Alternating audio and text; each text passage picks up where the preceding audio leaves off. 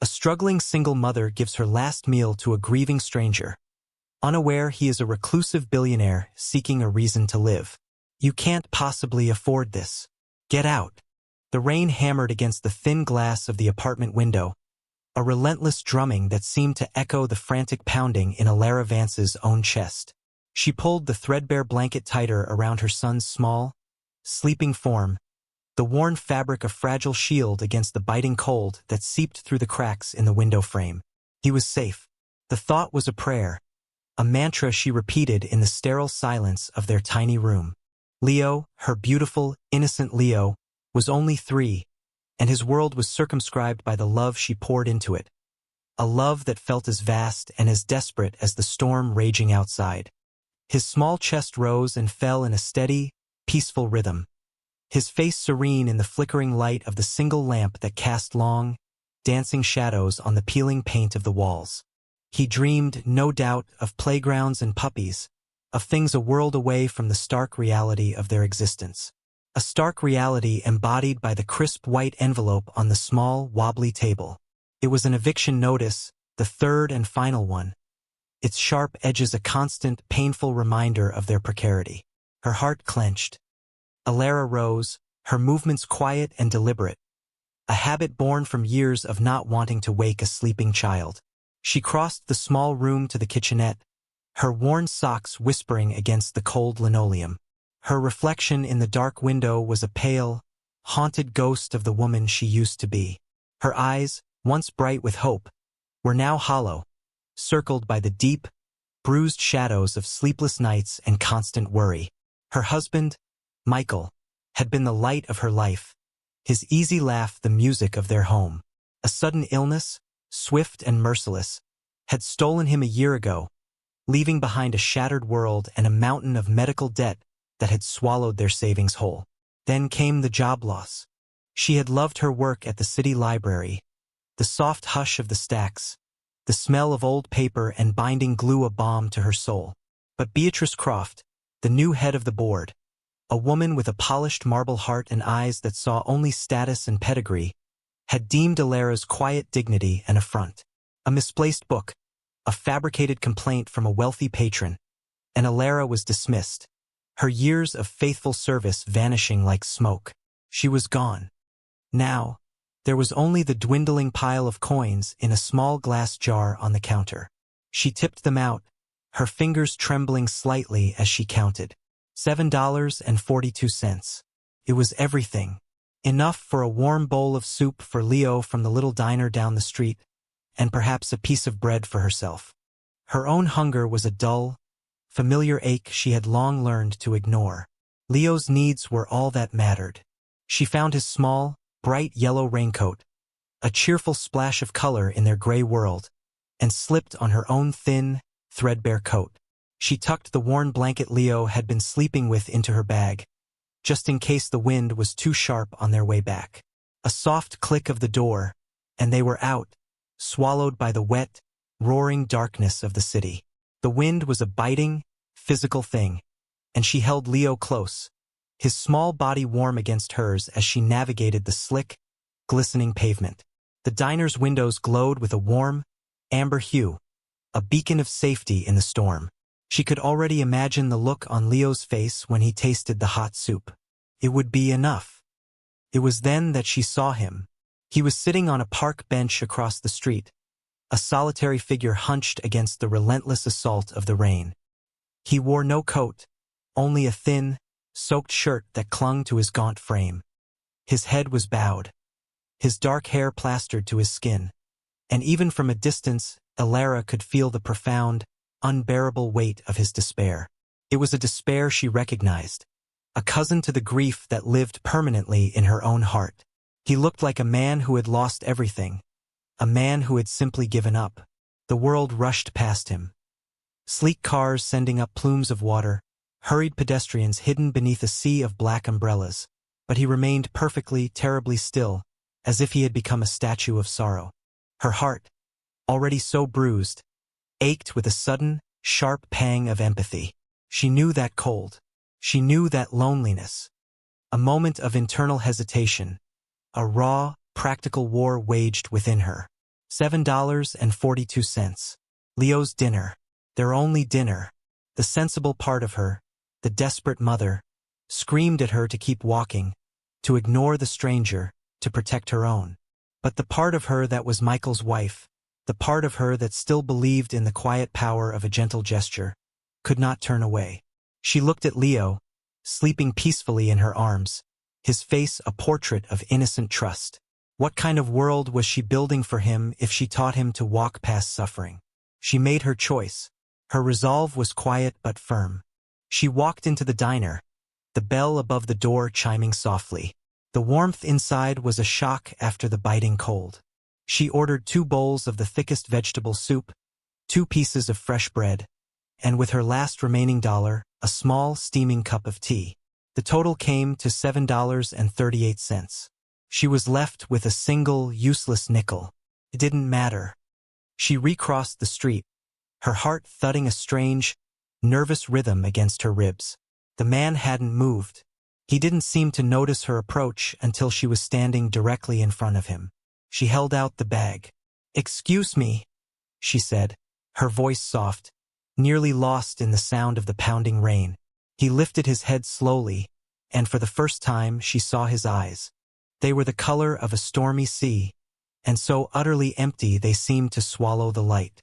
A handsome face, sharp and well-defined, was made brittle and fragile by the grief etched into every line. He just stared at her, his expression a mixture of confusion and raw disbelief. "I thought you might be hungry," she said, pushing the bag gently toward him. "It's hot." He didn't reach for it. His hands remained clenched at his sides. Alara knelt down, carefully balancing Leo in one arm, and placed the bag on the wet bench beside him. She then took out the small, worn blanket from her own bag. It was still warm from her son's body. "This might help too," she whispered, draping it over his trembling shoulders. For a long moment he said nothing. He simply stared at her, his hollow eyes searching her face as if she were an apparition. A deep, shuddering breath escaped him, a sound that was almost a sob, a crack in the frozen facade. "Why?" he finally rasped, his voice rough from disuse.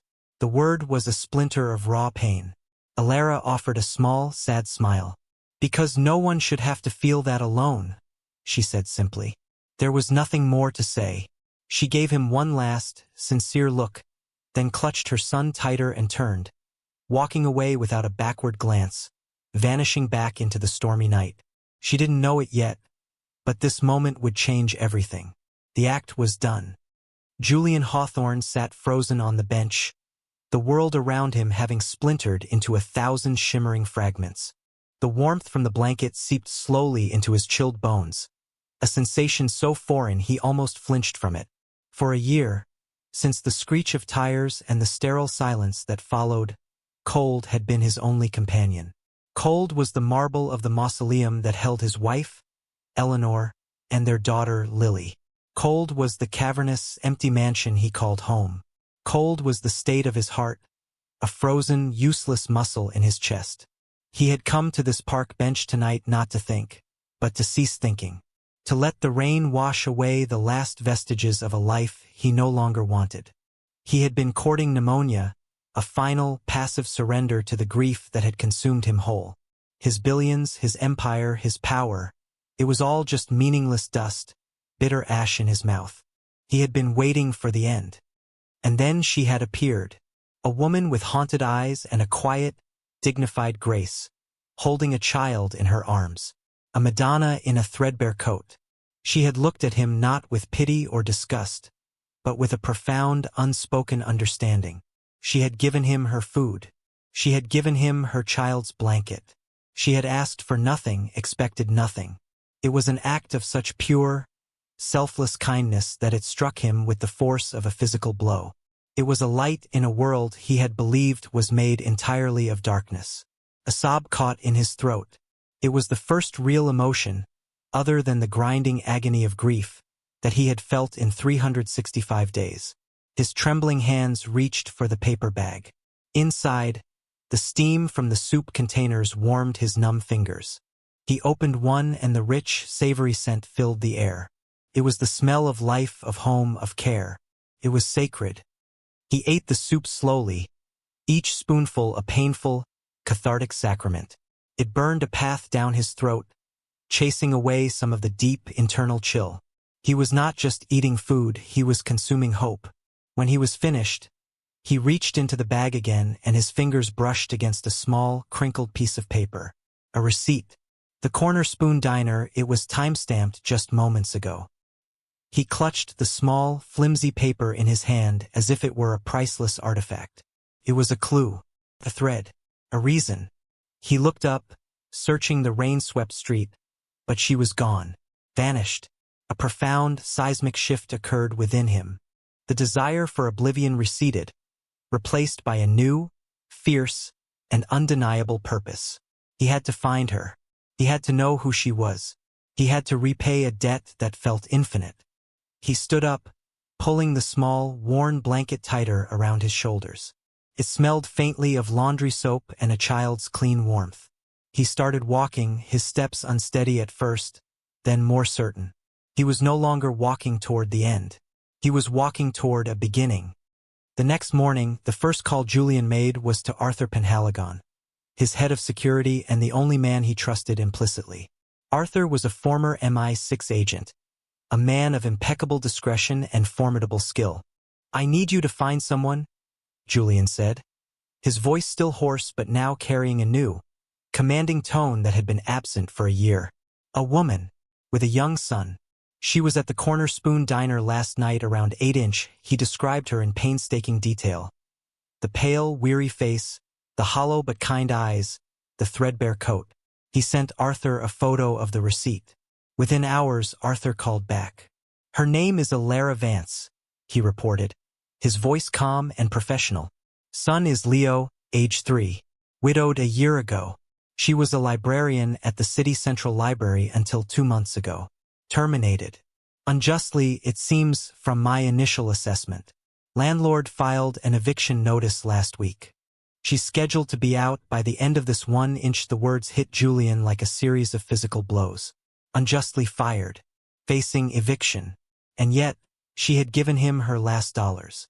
The sheer magnitude of her sacrifice left him breathless. A raw, protective anger surged through him, an emotion he hadn't felt in a very long time. It was followed by a quiet, steely resolve. He would not let this world crush such a pure, gentle soul.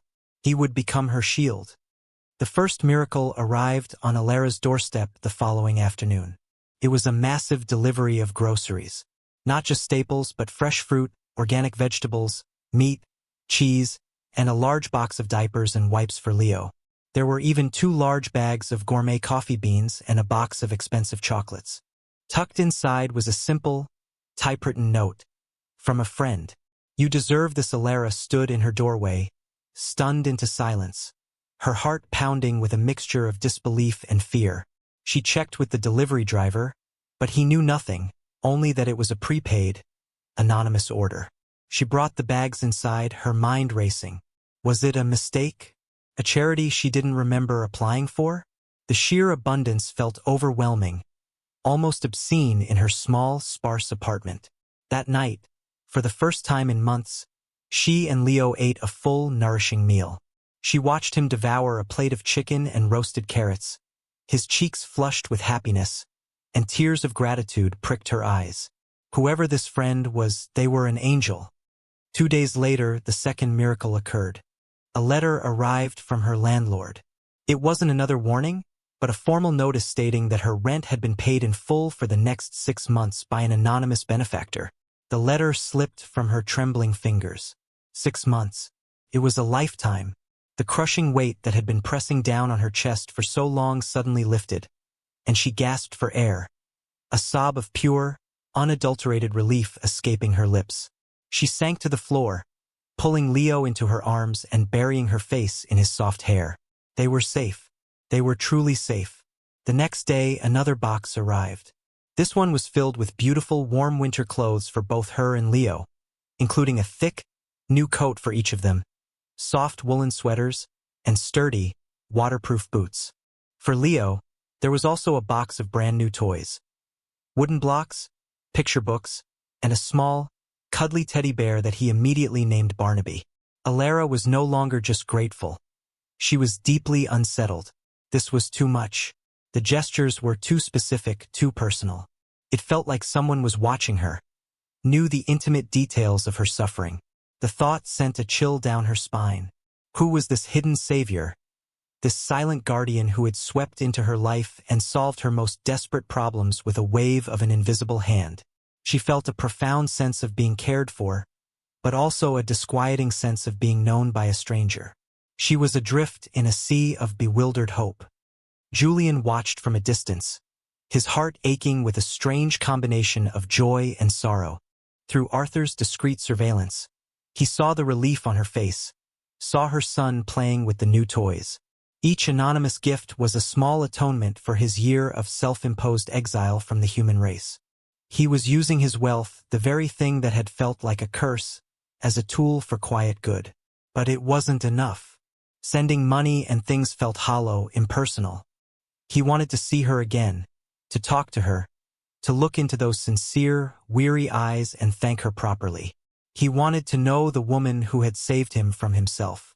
He couldn't approach her as Julian Hawthorne, the reclusive billionaire whose face was occasionally splashed across financial magazines. That name was a wall, a fortress of power and money that would make any genuine connection impossible. He needed to be just a man. He needed to be the man she had met on the bench. He chose his moment carefully. He knew from Arthur's reports that she took Leo to a small, quiet park every sunny afternoon. He dressed in simple, clean clothes, a pair of jeans, a plain gray sweater, and went to the park. He sat on a bench, a book in his hand, his heart thudding like a nervous teenager's. When he saw her approaching, pushing Leo on the swings, a gentle smile on her face as she watched him soar, his breath caught in his chest. She was even more beautiful in the golden afternoon light, her quiet grace a stark contrast to the loud, chaotic world around him. He waited for a lull, when Leo was busy in the sandbox, and then he approached her. "Excuse me," he said, his voice soft. She looked up, and a flicker of recognition crossed her face, followed by a wave of cautious surprise. He saw her eyes flick down to his clothes, his clean-shaven face. He was no longer the desperate, soaked man from the storm. I never got to thank you," he began, his voice filled with a raw sincerity he didn't have to fake. "For the other night, the soup, the blanket. You have no idea what that meant to me." Alara's posture relaxed slightly. A faint, shy smile touched her lips. "I'm just glad you're okay," she said, her voice as gentle as he remembered. "I was worried." He felt a warmth spread through his chest at her words. She had worried about him. "I'm getting back on my feet," he said, offering a carefully constructed version of the truth. "My name is Jay," he extended a hand. She took it, her grip surprisingly firm. Alara, the connection was brief, but it felt electric. They stood in a comfortable silence for a moment, watching Leo fill a bucket with sand. "Would it be all right?" Julian asked, his voice tentative. "If I sat with you for a while?" She hesitated for only a second before nodding. Of course, they sat on the bench and they talked. It was easy, natural. He asked about Leo, and she spoke of him with a fierce, tender love that made Julian's heart ache for the daughter he had lost. She asked what he did, and he gave a vague answer about consulting and being between projects. He was a careful, attentive listener, and he saw the way she slowly unfurled under the gentle weight of his attention. For the first time in a long time, she was talking to another adult about something other than her immediate struggles. She was just a woman in a park, talking to a man. She was not a widow, not a charity case, not an eviction statistic. It was a profound relief. They started meeting at the park regularly. It became the quiet rhythm of their weeks. Julian, or Jay, became a familiar, comforting presence in her and Leo's life. He was wonderful with her son, crouching down to his level to talk about dinosaurs and helping him build elaborate sandcastles. Leo, who had been so quiet since his father's death, began to open up, his bright, happy chatter filling the air. Julian saw the way Alara watched them, a mixture of gratitude and a deep, unspoken sadness in her eyes. He was careful never to overstep, never to pry, but he created a space of such quiet, unwavering safety that she began to volunteer pieces of her past. She told him about Michael, about their love story, about the library, about the crushing loneliness that sometimes felt unbearable. He simply listened, his gaze steady and full of a compassion that felt more healing than any words of sympathy could ever be. He was seeing her, truly seeing her, and it was a feeling she hadn't realized how much she'd missed. One cool evening, after a long afternoon at the park, he walked them home.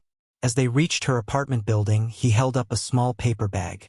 "I brought some tea," he said quietly. "A special blend. It's supposed to be very calming. I thought, maybe you'd like some." It was such a simple, thoughtful gesture. She found herself inviting him in without a second thought. Her apartment, once a symbol of her desperation, now felt different. Thanks to her anonymous benefactor, it was clean, warm, and filled with food. Felt more like a home. While she put a sleepy Leo to bed, Julian quietly made the tea in her small kitchen. The fragrant steam of chamomile and lavender filled the air. They sat at her small, wobbly table, the same table where the eviction notice had once lain. She told him about the mysterious gifts, the paid-up rent, the groceries. "It feels like a dream," she confessed, her voice a whisper. "But it's also frightening. I don't know who to thank. I don't know why they're doing it." Julian's heart clenched with a strange guilt. "Maybe," he said softly, choosing his words with immense care, "it's just someone who saw a good person in need of a little help. Maybe it's the world balancing its books." She looked at him then, her eyes shimmering with unshed tears. She reached into the collar of her shirt and pulled out a small, silver locket on a delicate chain. It was worn and tarnished with age. She opened it to reveal a tiny, faded photograph of a smiling, handsome man. "This was Michael," she said, her voice cracking just a little. "He always used to say that kindness was a currency, that you spend it freely, and it always comes back to you when you need it most. I suppose he was right." Julian looked at the photo, at the love and loss captured in that tiny silver frame, and felt a profound connection to her pain. It was time to share a piece of his own. "I lost my family, too," he said, his voice low and heavy with a grief that was still so raw. "My wife and my daughter. Car accident. A year ago." He didn't offer details, didn't mention the names that were seared onto his soul, but he let her see the truth of his shattering loss in his eyes. Alara gasped softly, her own grief mirrored in her expression. She didn't offer empty platitudes or say she was sorry for his loss. Instead, she reached across the table and placed her hand gently over his. A simple, profound gesture of shared understanding. The warmth of her touch seemed to travel up his arm and settle directly in the frozen cavern of his chest. In that quiet, dimly lit room, over a cup of chamomile tea, two broken hearts found a moment of silent, sacred communion. A bond was forged, not of romance, but of the deep, unshakable understanding that can only exist between two people who have navigated the same dark waters of grief. He knew then that he was falling in love with her, not just with her beauty or her kindness, but with the incredible, unwavering strength of her gentle, resilient soul. Julian knew he couldn't keep up the charade of Jay forever. He also knew he couldn't simply reveal himself without shattering the fragile trust they had built. He needed the right moment, the right context. And he needed to solve the root of her initial problem, her career. He wanted to give her back the dignity that Beatrice Croft had stolen from her. His plan began to form, intricate and precise. Through a series of anonymous donations to the City Central Library, funneled through shell corporations, he became its single largest benefactor. He then had Arthur arrange for a special invitation to be sent to Alara for the library's annual black tie fundraising gala, the most prestigious social event of the season. The invitation was accompanied by a note, again from her anonymous friend, hinting that a significant career opportunity would be presented to her at the event. It also came with a gift certificate to a high-end boutique. Alara was hesitant. A gala was so far removed from her world, it might as well have been on another planet. But the promise of a job, a real career, was a lure she couldn't resist. For Leo's sake, she had to try. She didn't use the gift certificate, feeling it was too extravagant. Instead, she went to a small, upscale consignment shop and found a simple, elegant, floor-length gown in a deep sapphire blue. It fit her perfectly, and for the first time in a very long time, when she looked in the mirror, she saw not a weary widow, but a woman of poise and quiet beauty. The night of the gala, Julian watched her arrive from a shadowed alcove on the second-floor balcony. He was dressed in an impeccable, custom-tailored tuxedo, the very image of the powerful billionaire he was. But his heart was pounding with a nervous energy he hadn't felt since he'd proposed to Eleanor. Alara looked breathtaking. She moved through the ornate, cavernous ballroom with a tentative grace, her eyes wide as she took in the gleaming marble floors, the crystal chandeliers dripping with light, and the sea of wealthy, powerful people in their designer gowns and crisp tuxedos. She looked like a lost, beautiful star that had wandered into the wrong galaxy. And he could see the moment her anxiety spiked. Her gaze had locked with that of Beatrice Croft. Beatrice, dripping in diamonds and malice, was staring at Alara with undisguised contempt. She began to move toward Alara, a predator closing in on its prey. Julian's hands clenched into fists. It was time. Alara felt a wave of nausea as Beatrice approached, flanked by two other board members. Beatrice's smile was a thin, cruel slash of red lipstick. "Well, well," she said, her voice loud enough for everyone nearby to hear, dripping with condescending venom. "Alara Vance, I must say, I'm surprised to see you here. I didn't realize we were inviting the homeless this year." The people around them turned to stare, their conversations faltering. A circle of curious, judgmental eyes formed around Alara. Her face flushed with a hot, painful blush. She stood taller, clutching her small, borrowed handbag. "I was invited, Mrs. Croft," she said, her voice trembling but steady. Beatrice let out a short, sharp laugh that sounded like breaking glass. "Invited? Oh, I'm sure you were. You probably stole the invitation, just like you were stealing from the library's petty cash fund before I had the good sense to fire you." A collective gasp went through the small crowd. The accusation, a blatant and vicious lie, hung in the air. Alara felt the floor drop out from under her. She was being publicly crucified. "That's not true," she whispered, her voice barely audible. Beatrice leaned in closer, her perfume cloying and suffocating. "You are a charity case, a grifter in a second-hand dress. You don't belong here. You can't possibly afford this. Get out." She pointed a diamond-ringed finger toward the door. The humiliation was absolute, a physical weight pressing down on her, stealing the air from her lungs. She stood frozen, trapped in a nightmare of public shame, her dignity being systematically stripped away. "She's with me." The voice was calm, quiet, yet it cut through the charged atmosphere like a blade. It echoed with an undeniable authority that made every head turn. The crowd parted like the Red Sea as Julian Hawthorne descended the grand marble staircase. He moved with a slow, deliberate grace, his eyes, stormy and intense, fixed on Beatrice Croft. A wave of whispers rippled through the ballroom. Julian Hawthorne, the legendary recluse, the man who controlled a global tech empire. What was he doing here? He didn't stop until he was standing directly beside Alara. He gently placed a hand on her shoulder, a simple, protective gesture that spoke volumes. The warmth of his touch was a grounding force, an anchor in the swirling chaos of her emotions.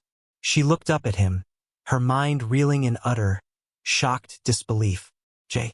It was Jay. But it wasn't. This man was a stranger, exuding a commanding power she couldn't comprehend.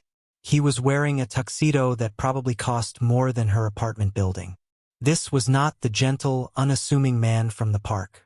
This was someone else entirely. She was frozen. Julian ignored the stunned faces of the crowd and kept his gaze locked on Beatrice. "Mrs. Croft," he began, his voice still quiet but now laced with a biting Arctic cold. "I heard your interesting theory about Ms. Vance's presence here tonight. Allow me to correct you on a few points." He paused, letting the silence deepen, letting the weight of his presence settle over the room. First, she was not fired for theft. She was fired because you harbor a petty and frankly pathetic prejudice against anyone you deem beneath you. My legal team has reviewed the circumstances of her dismissal. It was baseless, cruel, and you will be hearing from them. Beatrice's polished facade began to crack, her face paling beneath its layers of makeup. Second, Julian continued, his voice dropping even lower, becoming more intense. This second-hand dress she is wearing shines with more dignity and class than all the diamonds you have draped on yourself. Because it is worn by a woman of character, a concept with which you seem entirely unfamiliar, a murmur went through the crowd. No one had ever dared to speak to Beatrice Croft this way. And finally, Julian said, his voice ringing with absolute finality, Alara Vance is not a grifter. She is the kindest, most selfless, most honorable person I have ever had the privilege of meeting. And she is here tonight as my personal guest of honor. He then turned his attention from the shattered Beatrice to the assembled crowd of the city's elite. For those of you who don't know me, my name is Julian Hawthorne. As of this morning, my corporation has become the primary benefactor of the city central library system. My first act as such is to announce the formation of a new charitable foundation, the Eleanor and Lily Foundation, dedicated to promoting literacy and providing support for underprivileged families throughout the city. He looked back down at Alara, his eyes softening with a tenderness that made her heart stop. And I am overjoyed to announce that the foundation's new executive director, with full autonomy and a salary that will reflect her immense value, will be Ms. Alara Vance. Total silence. The power dynamic had not just been reversed, it had been utterly demolished. Beatrice Croft stood speechless, her face a mask of horrified disbelief. Alara just stared at Julian, her world tilting on its axis, her mind unable to process the impossible reality unfolding before her. The man she knew as Jay, the quiet friend from the park, was Julian Hawthorne, the anonymous benefactor, her hidden savior. He had been there all along. The rest of the evening was a blur for Alara. Julian guided her through the stunned crowd, his hand a firm, reassuring presence on the small of her back. He accepted the library board's stammering, effusive thanks, deflected questions from breathless socialites, and navigated the sea of awestruck faces with an effortless calm. He never left her side. He led her to a sleek, black car waiting outside, a chauffeur holding the door open. The ride back to her small apartment building was conducted in a heavy, ringing silence. Alara sat staring out the window at the glistening city lights, her mind a maelstrom of confusion, gratitude, and a dizzying sense of betrayal.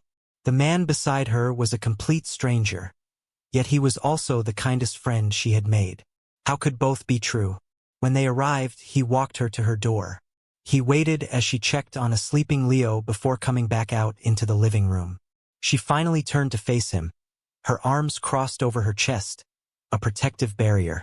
"Who are you?" she asked, her voice a raw whisper. He looked at her, his expression filled with a deep, aching vulnerability that reminded her so much of the broken man on the park bench. "My name is Julian Hawthorne," he said softly. "But the man you met in the park, that was also me. The truest version of me I've been in a very long time." He took a hesitant step closer. "The night we met, Alara, I wasn't just sitting in the rain. I was waiting to die. My life ended a year ago when I lost my wife and daughter. All the money, all the power, it meant nothing. It was a prison. I had nothing left to live for." His voice cracked, and she saw the shimmer of unshed tears in his eyes. "And then you came along. You had so little, and you were suffering in a way I couldn't even imagine. But you saw a stranger in pain, and you gave him everything you had. Your last meal, your son's blanket. You didn't do it for a reward. You did it because you have a heart so pure and good it shines. You saved my life that night, Alara. You gave me a reason to live again. You showed me that there was still light in the world." He explained everything, the anonymous gifts, the paid rent, the carefully orchestrated meetings in the park. "I'm so sorry I deceived you," he said, his voice thick with emotion. "I didn't know how to approach you. Julian Hawthorne couldn't have a real conversation with you. He couldn't sit on a park bench and talk about dinosaurs and grief. I just wanted to get to know the woman who saved me. I needed to know you. He fell in love with her not for her beauty, but for the profound resilience of her spirit. He loved her for the quiet dignity with which she faced her suffering, for the fierce, tender way she loved her son, and for the selfless compassion she showed to a broken stranger.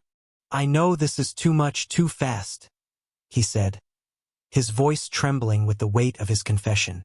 "But I've fallen in love with you, Elara, not out of pity or a sense of debt. I love you because you are the most incredible person I have ever known. You and Leo, you are the future I never thought I'd have." The walls Elara had so carefully constructed around her heart began to crumble. The confusion and betrayal melted away, replaced by a wave of overwhelming, cathartic emotion. The tears she had been holding back for so long finally fell, silent streams tracing paths down her cheeks. He hadn't rescued her because she was weak. He had sought her out because she was strong. He didn't see a charity case, he saw a savior. She stepped forward and wrapped her arms around him, burying her face in his chest. He held her tightly, his own silent tears falling into her hair. In the quiet of her small apartment, two souls who had been shattered by grief found solace and healing in each other's arms, their broken pieces fitting together to create something new, something whole. 1 year later, the late afternoon sun cast a golden glow over a sprawling, manicured garden. It wasn't the cold, cavernous estate Julian had once inhabited, but a stately, warm home filled with light and laughter. On a soft blanket spread over the lush green grass, a 4-year-old Leo giggled as a golden retriever puppy licked his face. He was a different child now, confident, happy, and secure in the unwavering love that surrounded him. Elara watched from a nearby patio, a gentle, serene smile on her face. The hollow, haunted look in her eyes was gone, replaced by a deep, radiant warmth. She was no longer just surviving, she was thriving. As the director of the Eleanor and Lily Foundation, she had discovered a new purpose, channeling her innate compassion into helping hundreds of families just like hers had been. She had turned her pain into a force for profound good. A pair of strong arms wrapped around her from behind, and she leaned back into Julian's familiar embrace.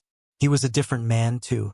The brittle, grief-stricken shell was gone, and in its place was a man filled with a quiet, joyful peace. He pressed a soft kiss to her temple, his eyes on their son. "He looks happy," Julian murmured, his voice filled with a contentment that was once unimaginable. "We all are," Elara whispered, turning in his arms to face him. She reached up and touched the silver locket that still hung around her neck. She had added 2 new pictures to it. On one side was Michael, a cherished memory.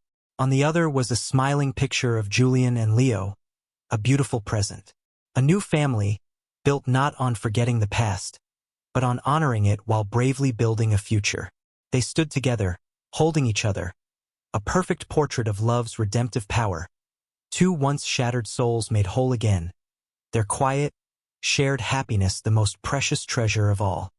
This story is a testament to the profound, almost magical power of a single act of selfless kindness. It reminds us that we never truly know the silent battles others are fighting, and that the simplest gesture of compassion can be the very thing that saves a life. Elara's story shows that true wealth is not measured in dollars, but in the strength of one's character and the depth of one's heart. Julian's journey teaches us that even in the darkest abyss of grief, a single flicker of human connection can relight the way home. It is a fable of hope, a confirmation that goodness is a currency that never loses its value, and that love, in its purest form, is the ultimate salvation. If this story touched your heart, and if you believe in the power of love and kindness to heal even the deepest wounds, please let us know. Our greatest hope is that these tales serve as a source of light and inspiration in your own life, reminding you of the beauty that resides within the human spirit and the miracles that are waiting just around the corner, often disguised as the simplest of moments.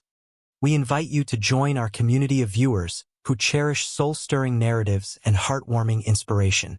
Please like, share, and subscribe to Soulful Love Tales for more stories that celebrate the enduring power of compassion and the incredible, life-changing journey of the heart.